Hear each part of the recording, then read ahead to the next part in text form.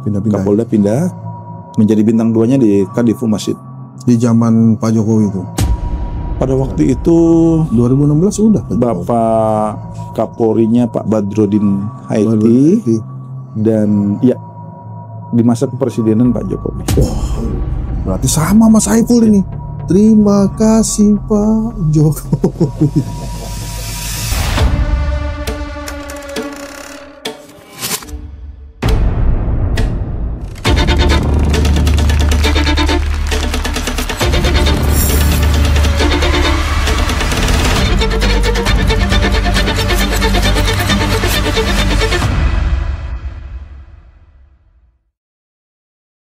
Assalamualaikum warahmatullahi wabarakatuh teman-teman. Ini pagi-pagi di luar hujan tipis-tipis, dingin-dingin. Tapi kita kedatangan dua pria gagah. Aduh, ini emang laki kedatangan laki nih. Sebenarnya nggak seru ya. Nggak seru. Ini dua ini tamu agung nih. Saya di Ikatan Alumni SMA 37, Bang Boy Rafli Amar ini ketua umumnya, Pak Sekum ini Mas Dudi. Wah, ini jadi kita hari ini ngobrol-ngobrol sambil ditemenin. Ini Bu Novi memutuskan hari ini temanya bubur kacang hijau, ketan hitam. Ini khas Tebet nih. Khas Tebet. Jajanan Tebet. Ah, ini yang begini dong orang. Nah ini nih Bang Boy kan jabatan terakhirnya tuh kepala BNPT, Badan Nasional Penanggulangan Terorisme. Ya. Pencegahan nih. Pencegahan. Nah ini bukunya nih. Penanggulangan. Kemarin Koni sini kasih buku, Bang Boy kesini kasih buku, tanda tangan dulu buat saya. Ya. Nah, Pesen-pesen nih. iya dong. Ini nyantai nih Bang Dudi. Jadi kalau mau komentar-komentar juga boleh. Mau ngambil duluan juga boleh. Santai aja. Dua-duanya dong. Jangan. Boleh. Emang agak-agak membingungkan layoutnya nih. Ada yang kecil, ada yang gede. Ini tandanya sejahtera ya begini. Makanan banyak. Lebih-lebih. Ini udah memenuhi cita-cita proklamasi nih. Oh iya. Minimal pagi ini kita sejahtera kan? Amin. Bang Syed. Kumpul. Jadi gimana ceritanya sih waktu SMA terus jadi polisi? Emang cita-cita jadi polisi dari dulu? Ya sebenarnya cita-cita sih. Nah dari umur berapa punya cita-cita jadi polisi? Kalau SMP itu kita masih kepengen jadi pilot. Oh. Tahu nggak waktu SMP? Kita main basket kita. Iya. Kita pakai pangkat pilot di pundak. Iya. Tanda pilot ada orang. Nah, ya inilah ya, ini paman lah ya. Kita pakai. Wah keren juga nih ya. Terus SMP itu. SMP di mana sih? SMP 3. Oh Manggarai. Anak Manggarai gitu kan. Begitu SMA lambat laun kita kena nih pengaruh lihat televisi. Di samping awalnya juga dulu waktu kita kecil itu kan tahu kan film Metro 77. Itu mengantar juga tuh tentang polisi. Ya habis diambil baru dimakan. Baru kita masih SD kan. Oh, iya. Terus kan. Jadi Metro 77 itu menggambarkan film Tekap lah. Kan 77 tahun 77 ya. Waktu kita kecil kan. Itu dia nangkep penjahat, pengedar narkoba. Jadi itu hampir tiap berapa hari apa itu di TVRI ada. Kita nonton, wah jadi polisi asik juga. Ya. Nah, terus kemudian ketemulah SMA itu mulai rajin nonton pelantikan perwira itu. Kan kalau dulu TV cuma satu soalnya. Kalau itu eranya Pak Harto kan sering melantik kan, melantik di istana, ada di Magelang. Terus kemudian kita wah asik juga nih ngelihat. Kayaknya ingat lagi, remind lagi yang dulu masa kecil. Oh ini polisi yang dulu nih lagi dilantik juga, karena kan kalau lantik bareng-bareng kan, TNI Polri, ABRI dulu kan, bareng-bareng. Nah kemudian mulailah cari-cari gimana caranya jadi polisi ini. Begitu kita SMA naik kelas 2 lah ya. Datang senior kita yang terakhir Mayor Jenderal ya, Bang Rohadi. Bang Rohadi itu Tangga saya tuh. mau sosialisasi. Beliau di Akademi Militer. sosialisasi kepada kita semuanya bagaimana caranya masuk Akabri waktu itu. Akhirnya ya saya termasuk audiens yang mendengar. Sangat serius, beliau ini kok bajunya rapi banget ya. Kan taruna kelingkangnya kecil-kecil tuh. Rapi, ketat, udah gitu ngasih wejangan nama kita lah kepada adik-adik ya. Nah disitulah saya berpikir keras, kalau gitu saya harus serius nih. Kayak disampaikan abang itu, Bang Rohadi ini. Bang Rohadi kan di kita beda selisih 2 tahun beliau 82 ya. Nah, SMA-nya 82. Jadi waktu peristiwa itu di sekitar tahun 83 itu. Kita baru naik kelas 2. Terus kemudian udah tiap hari dari rumah kita jalan kaki. Jadi jalan kaki. Memang background kita udah olahraga, pemain basket. Tiap hari dari rumah terus di Saharjo. Main basket. Kita jalan main basket. Cukup main basket nggak? Main basket. Kita sampai juara kelas meeting. Juara ngalahin IPA. Waduh itu IPA gua. Vincent sekarang tuh kalau sama anak-anak SMA 37 Bang gue ini inspirasi yang dari Mas Rohadi itu diterapkan ke kita tuh. Makanya Bang gue kan nggak berhenti tuh ngasih motivasi anak-anak tuh ayo. Iya. Jadi Karena penting banget ya. mereka itu penting role model ya. Contoh. Nah ini Kayak saya badan saya nih kayak gini nih karena kena motivasi. Cuma gua beda aja makan. Makanya kemarin kita galakan kasih pengarahan kan. Beliau ini juga ya kasih pengarahan. Banyak loh yang nonton 30-an ribu apa? Yang waktu di 37. Bagus ya. Ini krunya ini juga nih sama nih. Oh ini anak kebun baru nih. Malah kebun baru. Tetangga nih. Jajan 37 juga enggak ya? Nah, Tum, kan datang nih Bang Rohadi. Terus pengen jadi polisi. Nah habis itu gimana perjalanan? Ya kita berusaha untuk persiapan fisik, kesehatan, latihan psikotes, latihan kita agar bisa. Itu gara-gara Bang Rohadinya polisi, makanya mau masuknya polisi. Bang Rohadi tentara. Oh tentara. Angkatan darat. Lah kok masuknya ke polisi? Ya kita mohon maklum, kita IPS bro. Oh.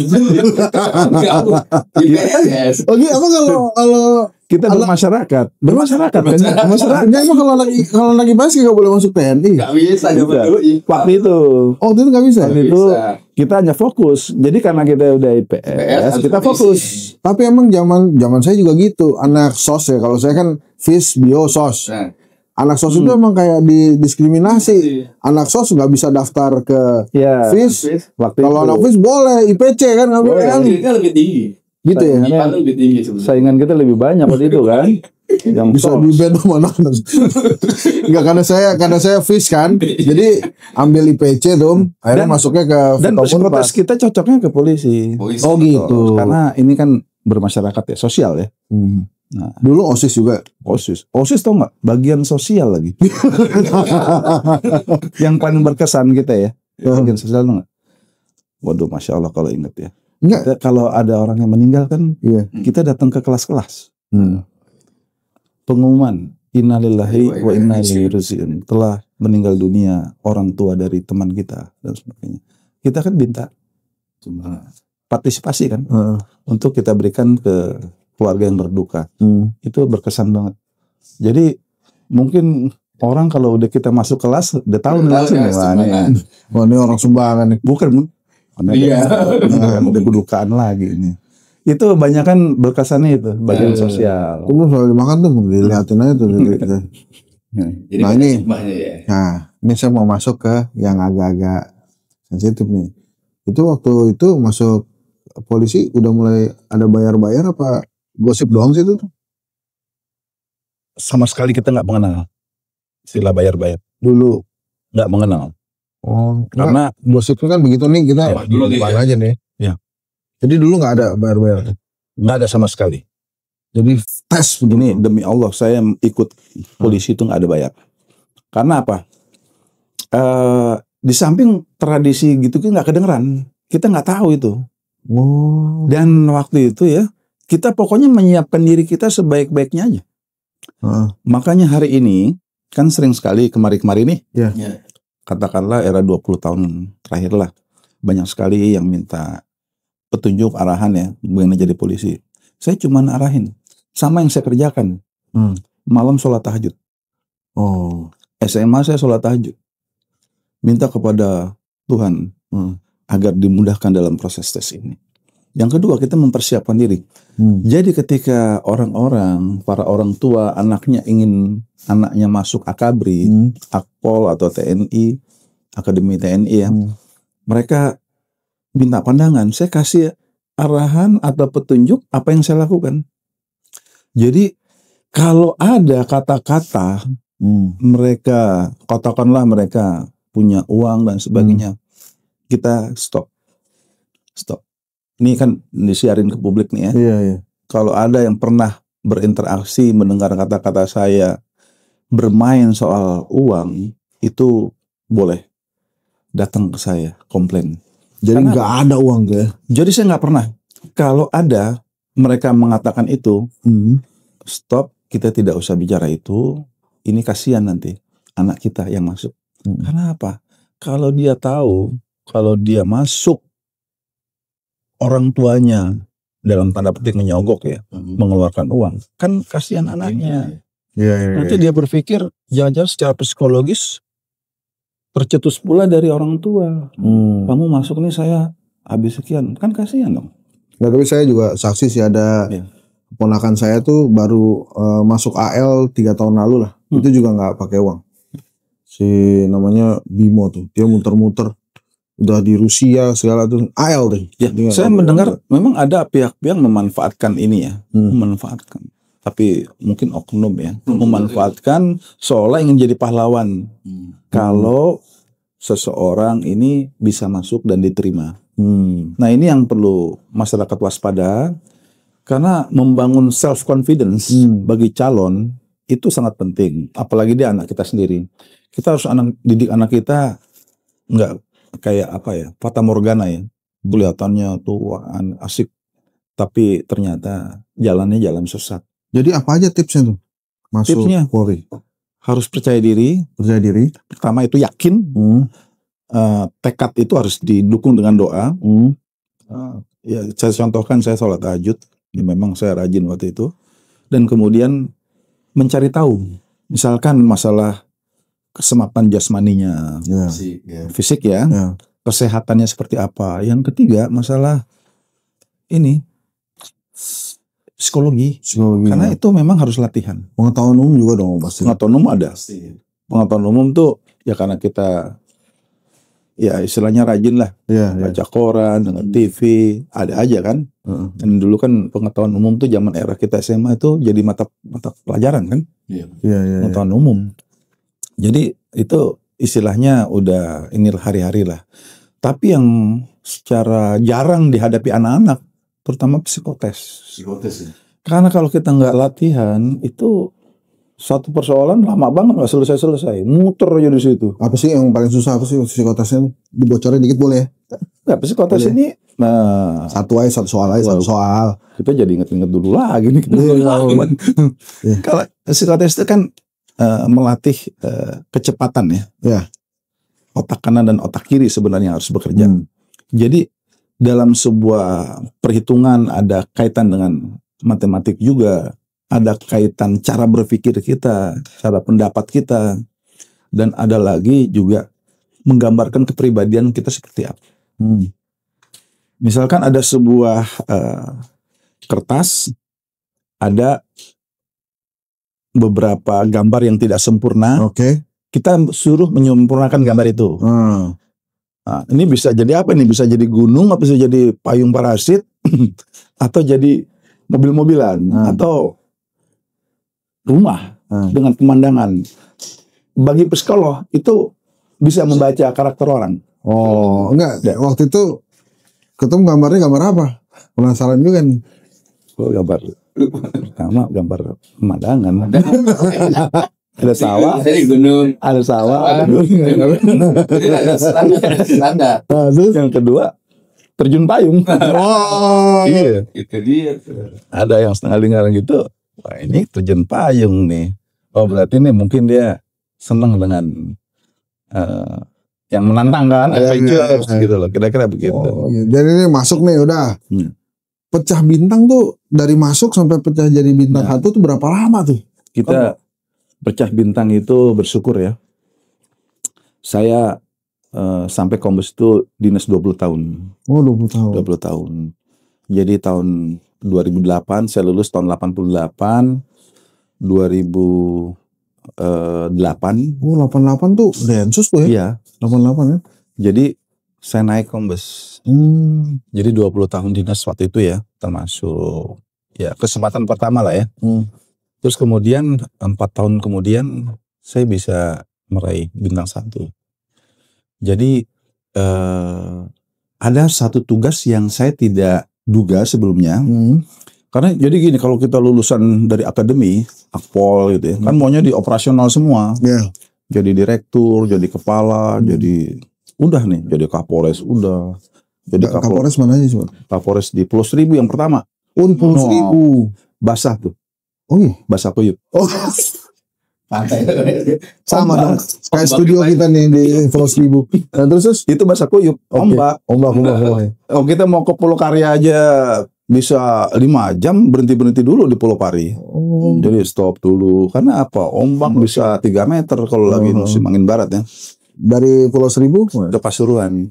Pasuruan, Rawon, enak itu Rawon. Rawon Nguling. Pasuruan rumahnya tuh. Pasuruan. Cocok, mirip tuh emang. Dia seneng banget nih. Dia dari keluarga Habaib. Iya, dia termasuk korban enaknya Pak Jokowi. Jadi karena Pak Jokowi bangun infrastruktur kan, sawahnya dibeli negara. Dia sekarang tajir melintir deh kayak raya nih. Oh, orang beneran tuh.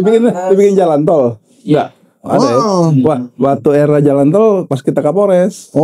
Pembebasan waktu itu. Nah, itu makanya Jasa Marga waktu itu. sekarang di ringtone-nya tuh terima kasih Pak Jokowi. Ya, itu ringtone handphone-nya tuh.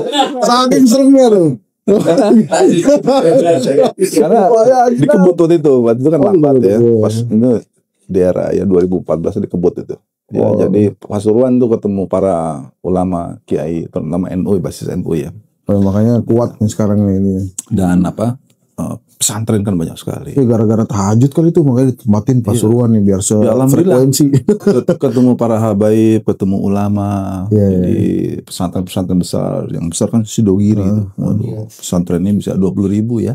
40 ya sekarang, waktu itu 40. Alumni yang udah ratusan ribu di seluruh Indonesia, dunia lagi. Bahkan di Saudi ada. Ini tuh udah masih sama Pasuruan nih, belum cerita yang Papua kan. Masih jauh nih. Dari Pasuruan kemana dulu? Di situ di Pasuruan itu saya baru memahami ternyata ulama-ulama, semakin memahami ya, ulama-ulama kita itu adalah bagian dari pergerakan perjuangan bangsa.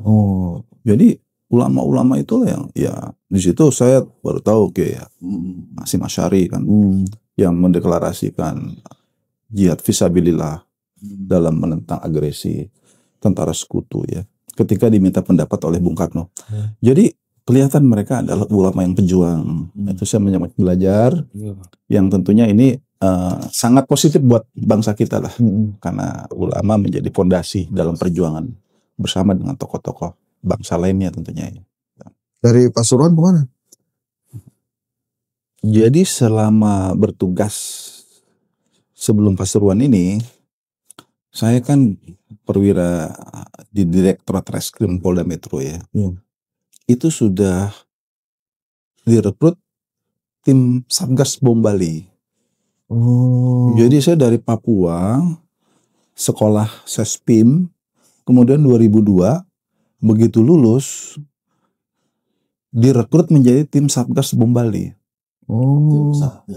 Sebentar tuh, sorry nih. Dari Pasuruan kemana? Ke Papua? Itu Pasuruan setelah Papua ya. Oh, Pasuruan setelah Papua. Sebelum Pasuruan, sebelum Kapolres Pulau Seribu tadi, saya perwira di Papua 7 tahun. Oh, gitu. Saya 7 tahun di Papua. 2 kali dong ya. Papua, iya. Kapten Mayor, dulu masih pangkatnya masih begitu.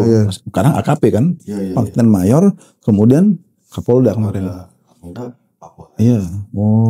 Jadi saya begitu masuk ke Sespim 2002, lulus kan Bom Bali tuh. Iya, betul. Bom Bali itu bulan Oktober, 12 Oktober. Saya lulus Sespim bulan November.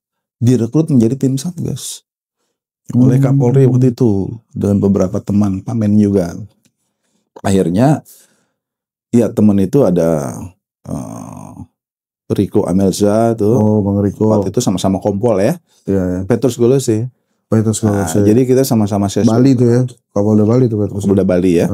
Direkrut oleh Kapolri untuk dikirim ke Bali. Jadi Densus belum ada. Densus 88 itu belum ada. Nah dari Pasuruan tadi nyambungnya, setelah Kapolres hampir 2 tahun lah gitu ya, saya direkrut ke Densus 88. Oke. Karena ada background Satgas tadi, bom Bali, saya masuklah ke K-unit di Densus dengan jabatan setingkat lebih tinggi dari Kapolres. Jadi promosi. Oh, promosi. Jadi istilahnya namanya job mantap tuh. Ya, apa tuh? Bukan makan tabungan, bukan. Job mantap itu. Artinya kalau orang sudah job mantap, dia boleh diusulkan jadi kombes.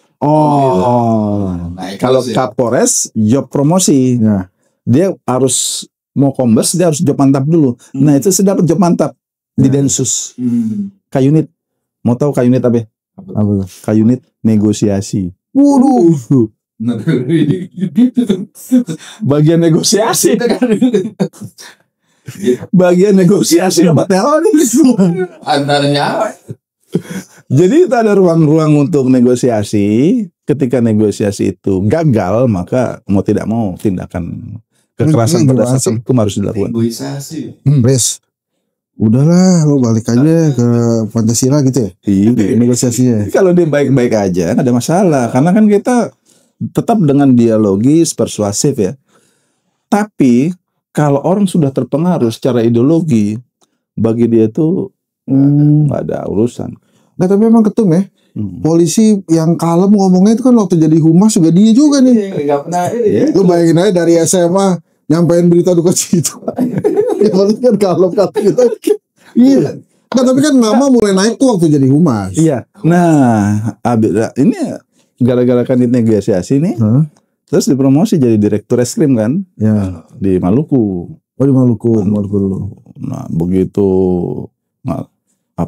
nyidik kasus korupsi, ya kelihatannya yang kita tempatkan jadi tersangka ini kasakusuk lah ya. Ditelepon saya dari pusat lah ya, mau nggak pindah jadi Kapoltabes? Ada yang nanya begitu. Emang ada pertanyaan itu apa opsi? Bukannya kamu saya tugaskan nggak gitu ya? Harusnya kan begitu ya. Iya. Harusnya begitu. Maaf. Dikasih selamat saya. Oh. Selamat katanya. Udah. Dia bilang jadi pakai tongkat lagi katanya. Pakai tongkat berarti Kapolres dong ya. Kapoltabes katanya. Disuruh ke kampung ibu saya. Di Padang. Jadi Kapoltabes. Oh, seperti sana. Ya, Kapoltabes kan. Bagi saya nggak ada masalah. Di Maluku Utara oke, di Kapoltabes. Karena kan kita prinsipnya sudah dimanapun siap. ada masalah. Ya. Istilahnya siap ditempatkan dimanapun. Nggak ada dari aling-aling, tawar-menawar.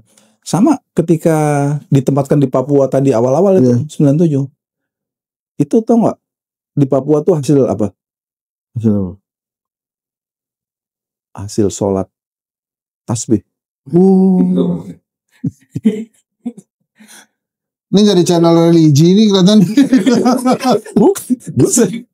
Jelasin pengalaman aja. Jadi waktu kita PTIK itu kan 95, 97 lulus ngambil S1 kan dari Akpol kan. Jadi balik ke belakang sedikit nih. Jadi saya sholat tasbih 40 hari sebelum ditugaskan ke tempat yang baru. Itu yang apa sih? Ya, dia ada khusus, ntar kita bahas sendiri. Ada setiap ruku, ada tasbihnya. Ini ngomongin Subhanallah. Jadi ini lagi ngomongin sekolah. Kan S3-nya Vkom Unpad juga kan? Iya. Itu sekretariatnya tuh situ. Saya kan ketuanya. Bisa alumni. Itu alumni semuanya. Bukan. Bisa jadi itu ya. Iya, masih ada apa di Dewan Eksekutif itu Be? Bisa masukin tuh. Itu tadi ya. Terus habis dari sholat tasbih ke Padang. Nah begitu juga maksud saya Kalau dari Maluku dipindahin kemana aja nggak ada masalah. Jadi saya percaya bahwa ini adalah jalan Tuhan, jalan yang terbaik. Makanya saya berangkat itu ke Padang jadi Kapoltabes. Nah di Padang ini dapatlah pengalaman yang luar biasa. Belum 1 tahun nih, belum 1 tahun. Gempa bumi. Oh iya. Gempa bumi terbesar di Sumatera Barat waktu itu ya. Sampai hari ini ya. 7,9 skala Richter. Yes. Gede banget waktu itu. Waduh, habis itu gempa bumi ini anggota kita juga menghadapi masalah, rumah asrama banyak rusak ya. Secara psikologis kan mereka mau ini ya, masyarakat kita banyak yang tertimbun di reruntuhan gedung-gedung. Jadi itu pengalaman berharga buat saya itu. Terus bagaimana mengatasi ini? Ya tentunya yang pertama adalah pertolongan manusia kan ya, pertolongan nyawa yang penting kan. Yang kedua bagi mereka yang sudah wafat bisa kita evakuasi, merecovery lah keadaannya, agar masyarakat bisa hidup normal kembali dengan segala penderitaan yang ada. Itu dijalani cukup berat karena sumber daya sedang terganggu juga, listrik mati, pom bensin tutup, kemudian alat komunikasi nggak bisa ngecas karena nggak ada listrik, anggota juga banyak mengurus keluarga, tapi ya alhamdulillah akhirnya semua kita bisa atasi. Dan waktu itu saya dipesan oleh Mabes Polri, kalau bisa apa yang dikerjakan itu dijelaskan ke media. Nah ini sumbernya. Jadi humas itu. Jadi saya layani semua wawancara. Semua ya. Wawancara saya layani. Di tempat kejadian saya layani, di kantor kita progresnya. Padahal ada BNPB kan. Iya. Tetapi di versi kepolisian seperti apa? Karena media mengejar. Iya. Ingin tahu apa langkah-langkah polisi dalam menangani bencana ini. Semua saya layani baik. 1 tahun selama di sana, masuk awal Desember, belum sampai 1 tahun lah, November gitu ya. Setelah 1 bulan recovery, 1 bulan tanggap darurat selesai. Jadi tanggap darurat itu 1 bulan, semua maksimal, bantuan dari internasional, bantuan dari pusat, masyarakat sudah bisa hidup di hunian sementara, untuk makannya sudah ada dapur. Kemudian saya dipindah ke Jakarta itu, Polda Metro. Yang tempat saya sudah sebelumnya ya 11 tahun di Jakarta gitu loh. Itu tahun berapa berarti itu? Itu 2009. Itu pecah bintang dong ya? Belum. Oh belum, masih kombes tuh. Iya. Jadi Kabid Humas. Kabid Humas itu. Jadi Kabid Humas nih kan bukannya yang udah mau pensiun nih pikiran kita ya. Waktu itu ya. Iya. Waktu itu.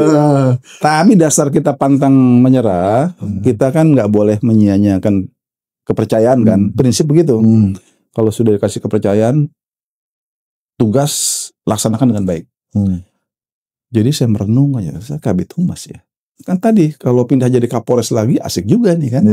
Karena apa? Seneng dengan yang operasional tadi. Jadi direktur reskrim gitu ya. Kan memang itu operasional kepolisian ya. Humas kan berarti saya harus banyak bergaul dengan wartawan. Kebayang nih Kabid Humas yang zaman dulu. Iya. Hari-hari kemana gitu ya. Berapa lama tuh? Jadi Kabid Humas di Polda Metro setahun. Oh setahun. 2009 sampai 2010. Terus saya ketemu sama Kapolda Metro yang namanya Pak Irjen Pol Timur Pradopo itu Kapolda saya. Habis itu Kapolri tuh. Ya. Sebentar doang kan. Jadi beliau adalah Kapolda yang percaya sama Kabid Humas. Akhirnya apa? Ya saya semua yang harus memberikan penjelasan. Iya. Pokoknya dijelaskan oleh Humas semuanya. Bentar ya, sorry Pak Timur tuh berapa lama sih? Kalau nggak salah cepet deh naiknya terus jadi Kapolri. Sebentar sekali. Habis itu Kapolri kan? Kalau nggak salah hanya 4 bulan. Zaman SBY itu ya? Iya. Jadi terus jadi Kabatan. Enggak, habis itu enggak. Betul. Kalau Kabid Humas di Polda Metro, saya hanya 1 tahun ya. 1 tahun karena pertemuan dengan Pak Timur. Terus terang saja ketika Pak Timur dipromosi tugas menjadi Kapolri, saya diminta untuk bergabung di Humas Mabes. Jadi dari Kabid di sana menjadi kepala bagian. Nah, kepala bagian ini tetap bagian penerangan. Jabatannya apa? Pangkatnya masih Kombes. Masih kombes. Karena nih masih ya betul masih jabatan kombes, tapi bagian yang langsung juru penerang nih, juru bicara Humas lah ya, juru bicara ya. Itu kita mulai kenal lah tuh ya, Boy Rafli. Jadi saya diajak oleh beliau, bersedia tugas di Mabes. Oh siapa aja, siap. Mamangan Kapolri yang nanya, mana kita bilang enggak. Bersedia, siap. Jadi pindahlah saya dari Jakarta ke Mabes, sama semua masalah nasional ya, luar biasa pada waktu itu. Karena apa itu era itu kan media kita ini kan media yang paling bebas ya, mungkin kreatifnya ini sangat apa ya, kebebasan pers itu luar biasa.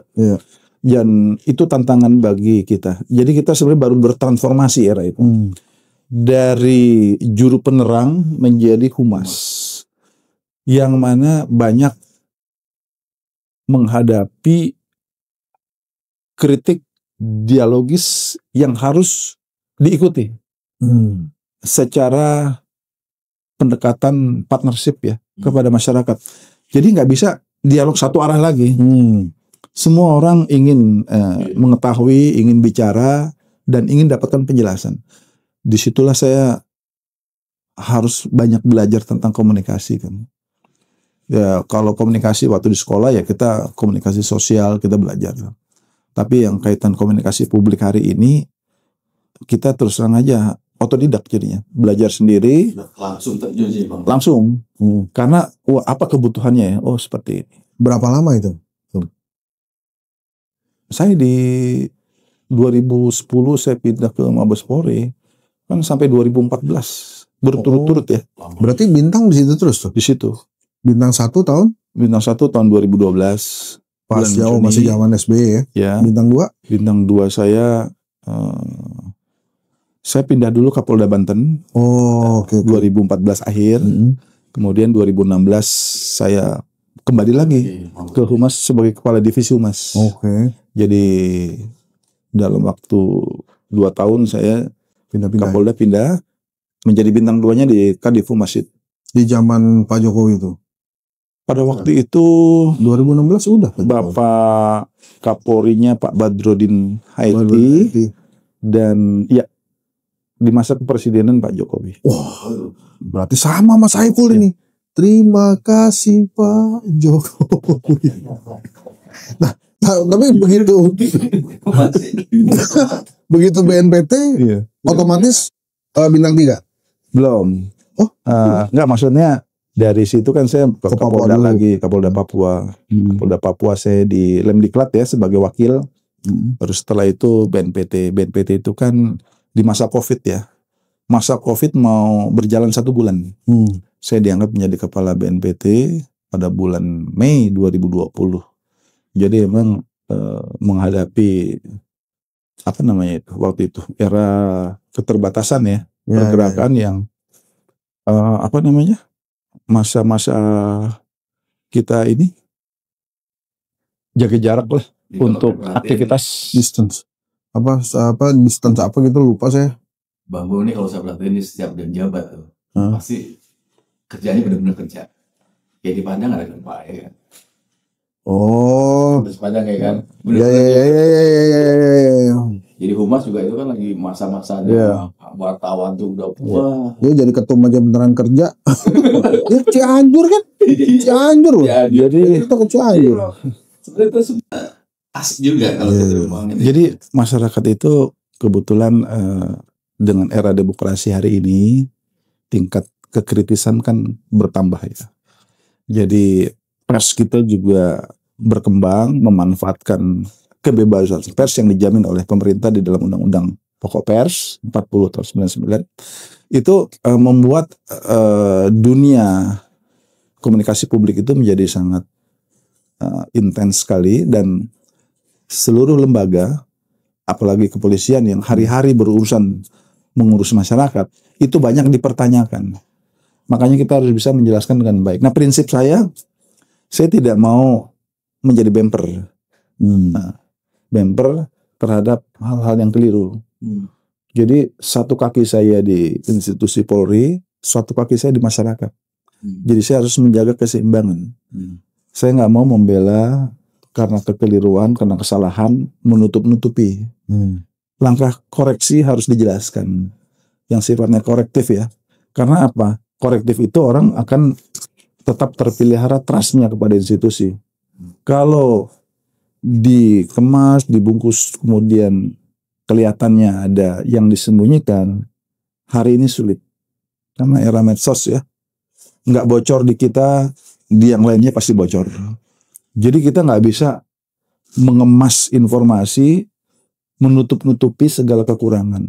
Sebagai badan publik, waktu itu transformasi itu saya jalankan agar kita pro kepada keterbukaan informasi publik. Kebetulan ada undang-undangnya kan, undang-undang keterbukaan informasi publik. Tuh ini ya. Di ujung nih, tapi tolong kasih inilah tips buat generasi muda kita kalau mau jadi polisi tuh gimana caranya? Iya. Yang pertama bukan itu juga tuh. Dan kalau sudah jadi polisi itu gimana tuh nanti? Ya. Pertama polisi dulu ya. Polisi itu adalah abdi negara ya. Dia polisi alat negara yang berada di atas semua golongannya.